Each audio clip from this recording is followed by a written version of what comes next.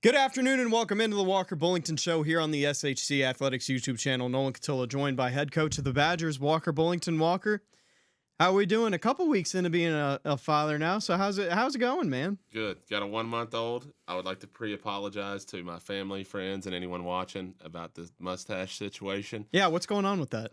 So it's Mustache March. Boys wouldn't have it till I cut a stash, and we've rolled off a few in a row here. So hopefully I keep it for a little bit longer. But yeah, no, the Bowman's good, wife is good, baseball's good, stash is below average. So you just got to live with it.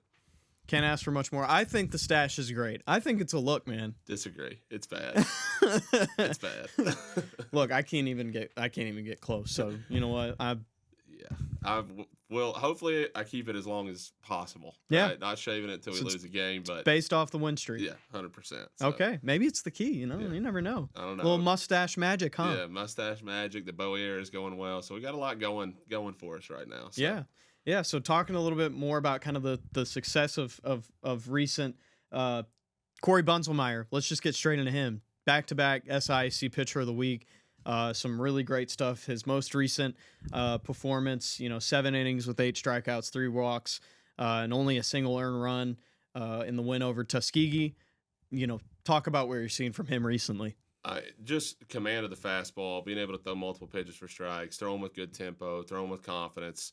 He has really good stuff. He's a really good arm, but he's mature on the bump. He has a plan. He knows how to attack guys, how to tunnel pitches, and he's been really, really, really good. He's going to give lineups fits all year long as he's focused and in control and throwing with the tempo that he wants. He's going to be good. The velo continues to get better as he goes out. Stuff continues to get better. He's going to give us a shot every time we go out. But that goes for our entire staff right now as well.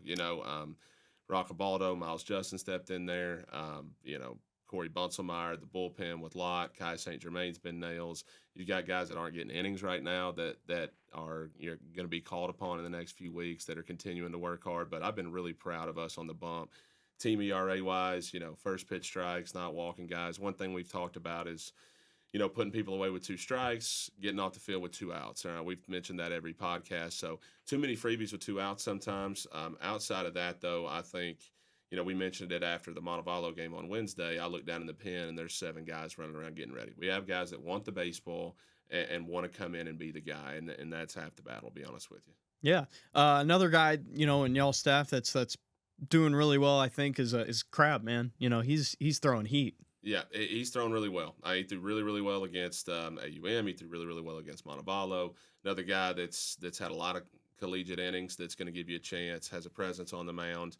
And just goes out and has really, really good stuff. Montevallo struggled with him. I thought he attacked him, throwing fastballs above the belt. He's locating his pitches. The cutter was really good. He's got good stuff. He's had one outing that didn't go his way, and then his bounce back and be able to come back and win 2 GSC games and go out and give us a shot. And our guys feel like, we have 10 guys right now where defensively and offensively, we feel like if they're on the mound, we have a chance to win, right? And I don't think that's been the case here over the past 3 years. I can remember several games going in and hearing guys say, we got to put up 10. We don't feel that way anymore, and I think that's allowed us to take some pressure off ourselves offensively, which has really shown up in these last couple of weeks where we're really starting to make some strides just as a lineup, and we're just continuing to get better. But I'm really proud of the guys on the bump, and we expect them to go out and do it every week and continue to get better and give us a chance to win. Yeah. And when you've been doing a lot of it recently, up to a 9-game win streak now, and that starts all the way back on February 28th against Edward Waters, the first of the 3-game series. You guys sweep that series 7-6, 7-1, 6-3. What'd you see that weekend here at Sims Galley? It was closer than we would have liked, right? I thought we sputtered offensively. We did not start well.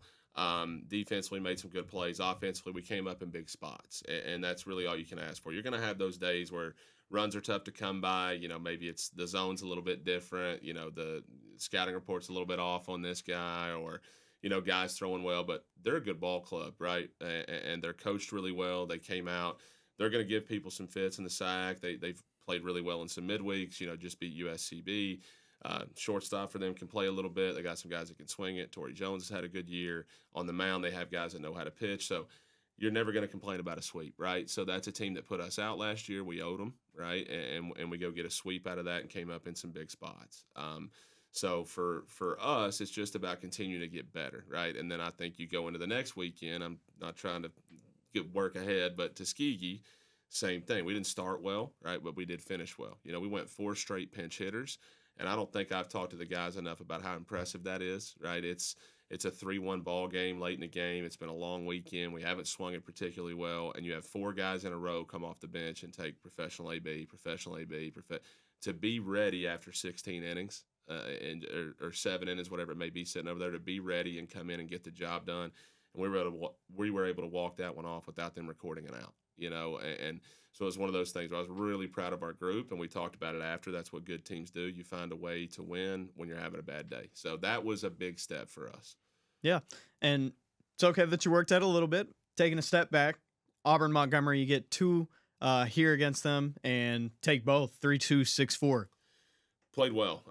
We did. We didn't swing it particularly well. We could not get their leadoff guy out, Rooks. I mean, he can play a little bit, right? But you take him out of the equation, we dominated those 2 outings, right? It was 2 sevens back to back, and I thought that was the first time. I'm not talking about results. I thought that was the first time all year for 14 straight innings. It was high intent, high focus, high energy. We came up in big spots. We pitched it well, and we got after them, right? We were good on the base paths. We were good defensively, and again, big-time hits in big-time spots.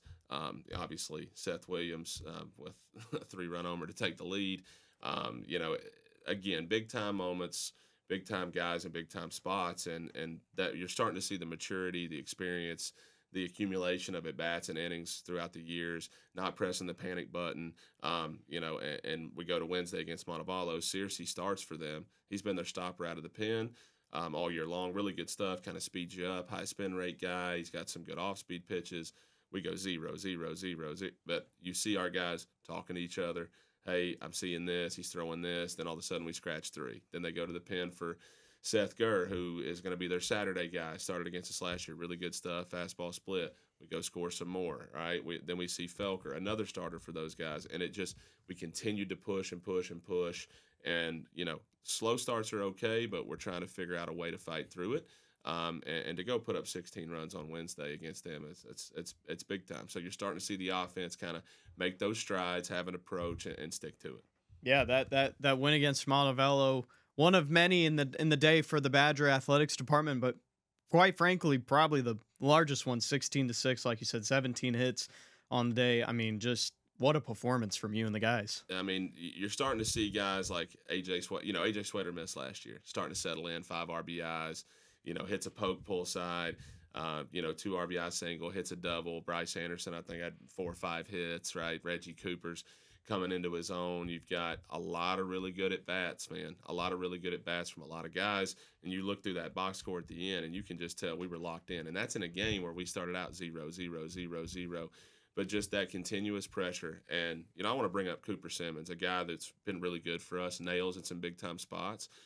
He's always in there running the chart for us, doing that. And we were talking at practice yesterday, and he said the difference against Montevallo was you could almost feel early in the year, Florida Tech, Delta State, that the pressure was on us in those close games, big moments. And that's self-imposed, right?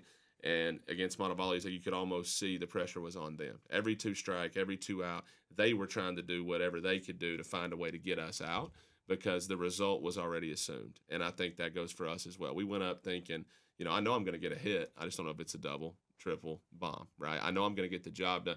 That switch right there is worth its weight in gold, right? So for us, it's about self-confidence, continue to push forward. But I thought Cooper said it best in terms of we had the pressure on them the entire game. Didn't matter if it was 0-0, whatever it was, the pressure was on them. And that just comes from having an approach, having a presence, good body language, walking up to the plate with a plan. Those things matter and add up, sort of those intangible things. That's what you're starting to see come through, and that's what's more important in this 9-game streak than anything else. Yeah, and part of that 9-game streak, and technically at the time it was your 8-game streak when this poll comes out. You guys end up at number 9 in the latest NCBWA South Region poll. What does that mean to achieve that at this point in the season? Trying to figure out how to answer it. Nothing. To be honest with you, right? I've seen region rankings. Like last year, I'll be honest with you. Last year, we go out, take 2 out of 3 from Savannah, walk them off.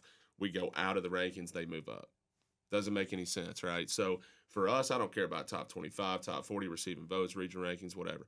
We have to go out and win baseball games and win a lot of them. stay focused, high energy, and the rankings will take care of themselves. Mm-hmm. Because at the end of the day, your ranking is going to be a seeding, and then there's going to be games to play based off of that. Yep. Right? I kind of correlate it with March Madness. There's on the bubble, out the bubble. We should have been a 7 seed, not an 8 seed.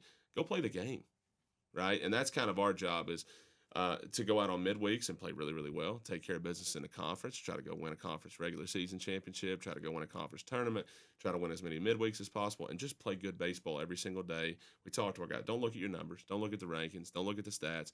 Go do your job, task-oriented every single day. That stuff will iron itself out at the end of the year. But it's one of those things for me where, it's good to have that there and feel some validation. But if we're looking for a ranking and a number based off of people that have never seen us play, then we're looking in the wrong spots, right? So for us, it's about going out, playing for the guy next to you, playing for all the seniors that we have, continuing to ride this thing and just go play good baseball and keep winning. Yep. Do your job, get the wins, and everything will pay off come May, right? Absolutely. Yep. Well, that'll do it for this segment. Coming up, we'll preview the upcoming series against Miles and wrap this thing up. You're watching the Walker Bullington Show here on the SHC Athletics YouTube channel. This is the way down a path that leads to a place upon the hill, led by thought leaders, activists, and Jesuit princes. Among the hill is where tradition and a strong desire to do and achieve reside, ingrained in rich tradition, filled with purpose, fueled by passion. Brink Hill College is for those who seek more.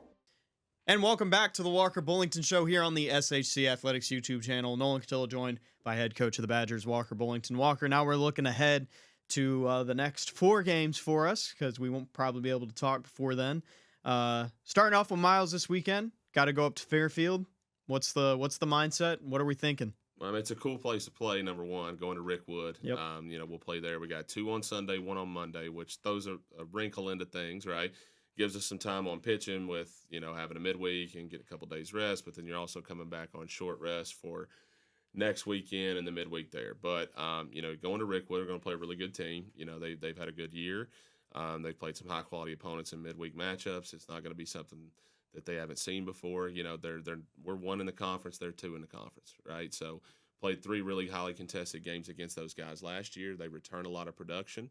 They're going to be they're going to be aggressive on the base paths. They like to run. They're going to swing it. They've got some offensive production this year from their guys, and again, a lot of returners. They're going to be coached well. They're going to come out. And they really play with energy, right? Play with a little swagger, play with energy.